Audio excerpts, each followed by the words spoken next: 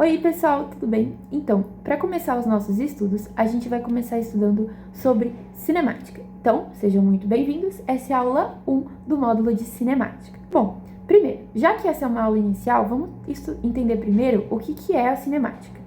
A cinemática, ela é a área da física que vai estudar sobre os movimentos dos corpos. Então, eu gosto de comparar a cinemática com as informações que a gente tem no GPS do celular. Quando a gente abre ali o Google Maps, por exemplo, a gente consegue ver para onde que a gente está se deslocando, qual que é a nossa velocidade, quanto tempo a gente vai demorar para fazer um determinado percurso.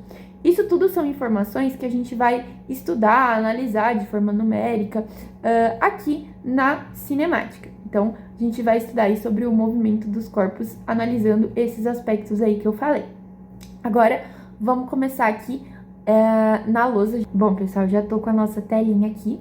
E, bom, por mais que eu tenha falado vários conceitos aí que para muitas pessoas podem ser novos ou, enfim, eu trouxe só um brainstorming mesmo do que a gente vai ver aqui pra frente, mas vamos com calma e vamos ver primeiro alguns conceitos importantes, né, que a gente vai precisar saber tanto para teoria, tanto para os exercícios daqui pra frente. O primeiro conceito importante é o conceito de referencial. Referencial é basicamente o ponto de vista de quem está analisando ali o problema que a gente vai ver. Então, quando a gente vê um enunciado ou considera alguma situação aqui na física, a gente vai precisar primeiro determinar quem que é o observador que está vendo aquilo e esse observador, por sua vez, vai ser o responsável por determinar esse ponto de vista, esse referencial.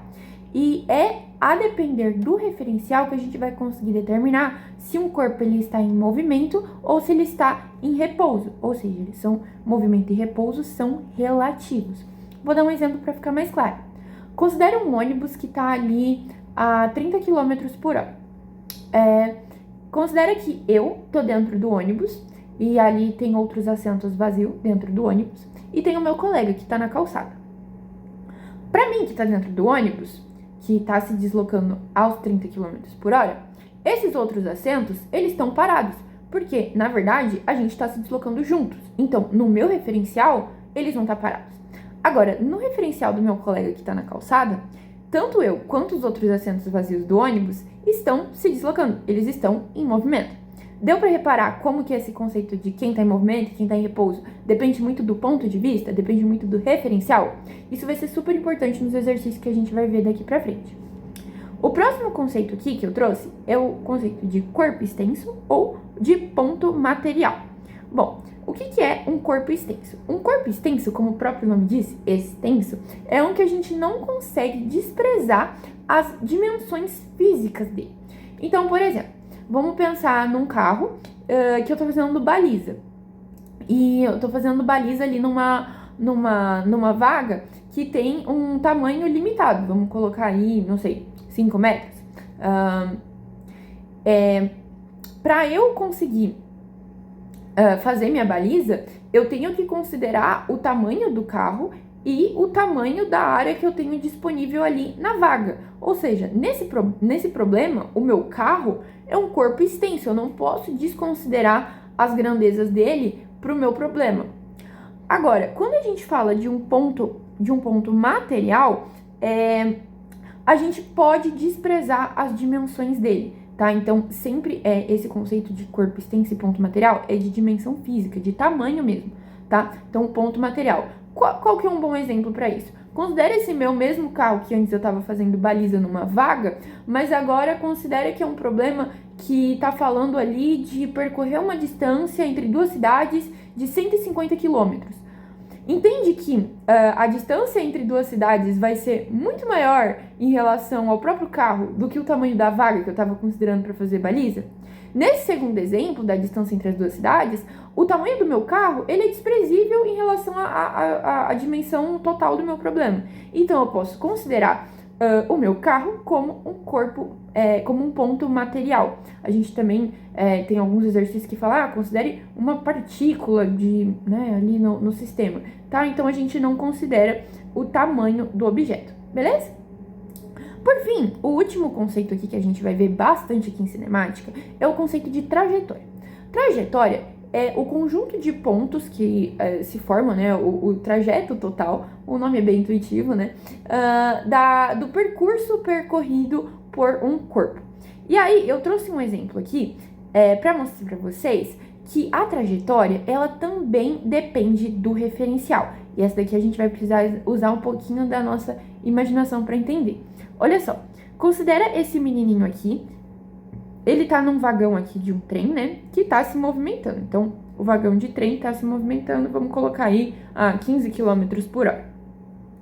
Para esse menininho que tá aqui, ele vai jogar uma bolinha para baixo. Então, tá segurando a bolinha assim, solta a bolinha. Para esse menininho, a trajetória da bolinha é essa que tá mostrando aqui na imagem, ó. É uma linha reta, tá? Ó, tá vendo os tracinhos pontilhados? A trajetória é retilínea. Só que agora, imagina que a gente tá num referencial aqui pra fora. Já vou avisando aqui desde o começo que se tem uma coisa que eu não sou muito boa é de desenho. Então, vou me esforçar aqui. Mas, enfim, vamos considerar aqui agora uma pessoa que tá aqui, aqui ao lado dos trilhos. Essa pessoa, ela vai estar aqui em repouso e aqui o nosso trilho vai estar em movimento. Para essa pessoa, tenta imaginar aqui, ó. Primeiro, a bolinha vem e cai aqui. Aí, depois de um determinado tempo, o trilho vai ter se movimentado um pouquinho. Então, ela vai estar caindo, mas ela vai ter vindo um pouquinho aqui pro lado. Aí, o trilho anda mais um pouquinho aqui pro lado. Então, a bolinha cai, mas ela também anda um pouquinho aqui pro lado. Percebe que agora a trajetória que o nosso amigo aqui do lado do trilho vai enxergar não é mais retilínea, mas sim curvilínea, né, em formato de curva. Falando aqui, dando um pouquinho mais de detalhes, o nome dessa trajetória aqui, a gente chama ela de parabólica, tá? E é essa trajetória que o nosso amigo vai enxergar. Então, mais um detalhe, né, de como é importante a gente definir isso de referencial. Bom, passando para o próximo conceito, o conceito de grandezas escalares e grandezas vetoriais. Primeiro, o que é uma grandeza escalar? Uma grandeza escalar é aquela que depende apenas do valor dela. Em física, módulo é um sinônimo para valor, tá certo? Então, isso aqui é um sinônimo para valor. Exemplo. Se eu ir na padaria e pedir 1 kg de pão francês, eles vão entender a minha informação. Eu vou lá e vou receber o meu pacote de 1 kg de pão francês. Ou seja, eu ter dado a informação de 1 kg, uma unidade, que é o meu valor, que é o meu módulo, já foi suficiente. Ou seja, massa é uma grandeza escalar, porque dando apenas o valor do módulo dela, do valor dela, eu consigo já entender tudo. Alguns outros exemplos de grandezas escalares são temperatura, volume, comprimento, área, tá? Grandezas escalares. O outro tipo de grandeza são as grandezas vetoriais. As grandezas vetoriais são aquelas em que não é suficiente eu falar o módulo, apenas o módulo. Eu preciso dar mais duas informações. Vou primeiro dar o exemplo, depois eu volto para a teoria aqui. Por exemplo, se eu falar que eu tô me deslocando, que eu preciso andar 3 metros. Eu te dou uma instrução assim, para ir pra loja, pra loja que você quer visitar, você precisa andar 3 metros.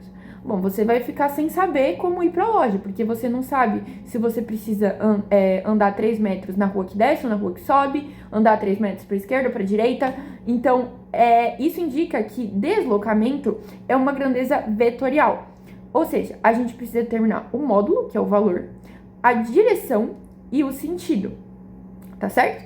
Então, direção horizontal, vertical, né? Sentido direita e esquerda.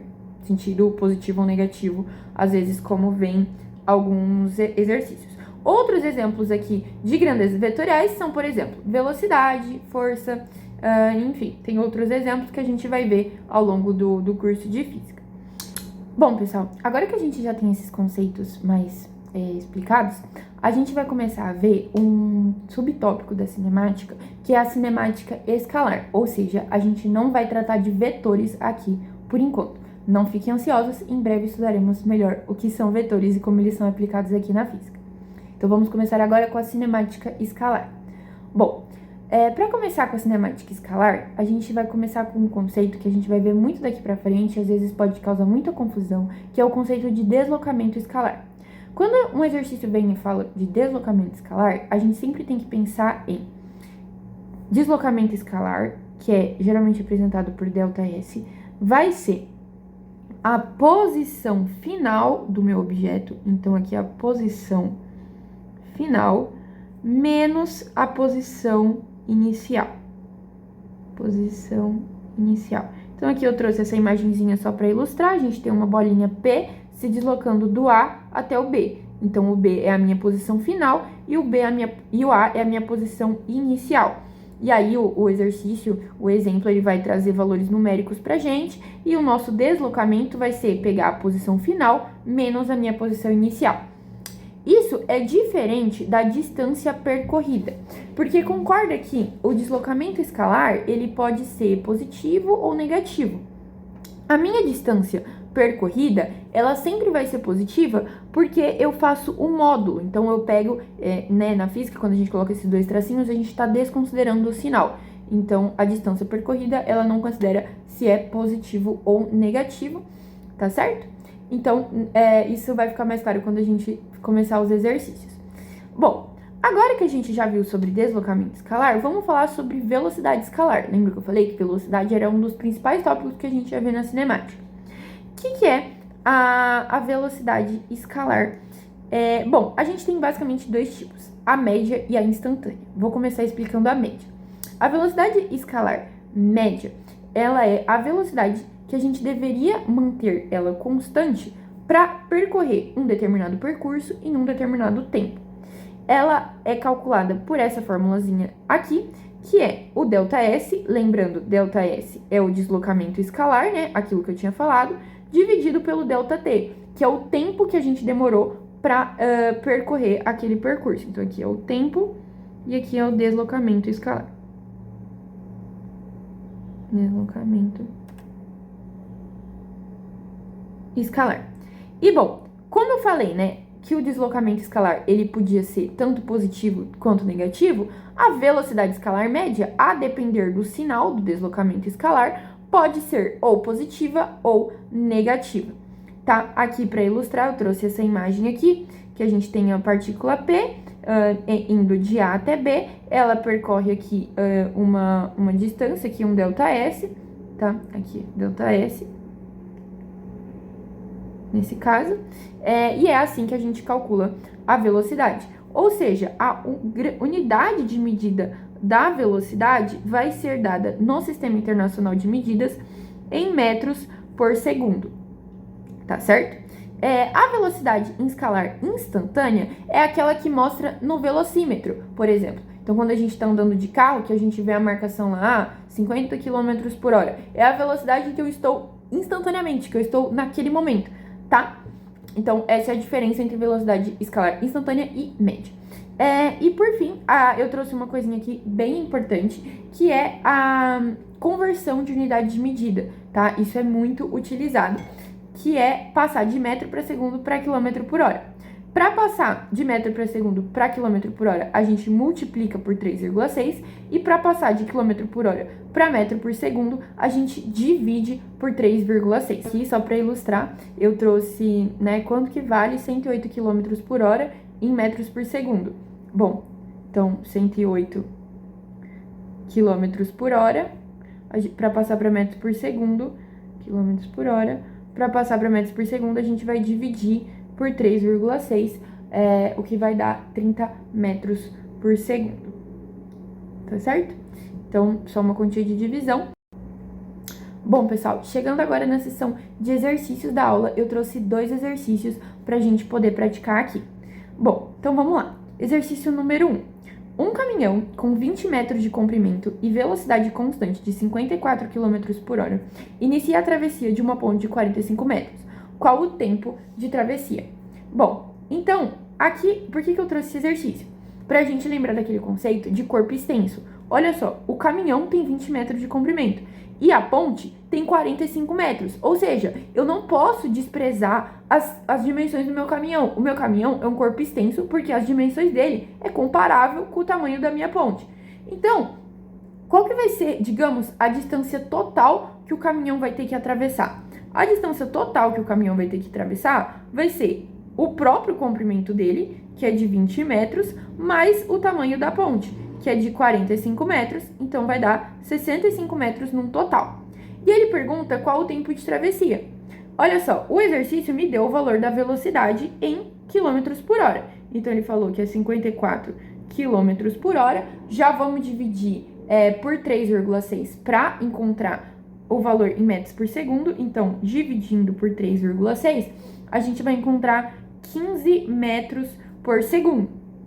Olha só, se eu tenho a velocidade e se eu tenho a distância, olha aqui a formulinha da velocidade, ΔS sobre ΔT. Eu consigo encontrar o tempo de travessia, que é o meu ΔT. Então, vamos lá. Velocidade é igual a ΔS sobre ΔT. Esse aqui é o tempo de travessia. O ΔS aqui, né, eu chamei de D. Aqui eles são iguais, né? A gente não tá considerando o sinal nem nada, então acaba que fica igual. Aí vai ficar 65 metros dividido... aqui, né? O ΔT, que é o que eu quero saber, vai ser ΔS dividido pela velocidade média.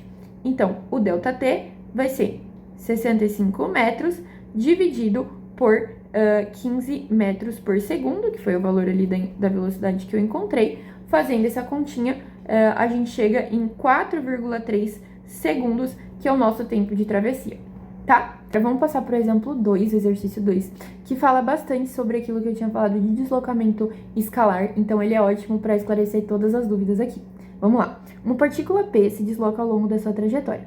Ela parte de A em T1 igual a 0, passa por B em T2 igual a 3 segundos e em T3 igual a 18 segundos passa por C. Então, aqui tem um desenho para ilustrar melhor. E ele pergunta no item a velocidade escalar média entre T1 e T2 e a velocidade escalar média entre T1 e T3, ou seja, velocidade escalar média entre diferentes instantes de tempo. Bom, vamos lá. A velocidade escalar média, ela é o que mesmo? Ela é o ΔS, que é o deslocamento escalar, dividido pelo ΔT. O que é o deslocamento escalar? Lembrando, ele é a distância final menos a posição final menos a posição inicial. Entre T1 e T2, qual que é a posição final? É a posição em B, né? Porque termina em T2 e em T2 ele estava em B. E qual que é a posição inicial? É a posição em A, então SA, dividido por T2, que é o meu tempo final, menos o meu tempo inicial. Então, aqui, posição final menos posição inicial, dividido por tempo final menos tempo inicial. Qual que é a posição em B? Ele é mais 2, menos a posição em A, menos 4. Nossa, como assim a posição é menos 4? Imagina que eu coloquei uma régua aqui, ó. Imagina que eu coloquei uma régua e o zero dela, o zero da régua, vai estar em algum ponto aqui entre o menos 4 mais 2, né?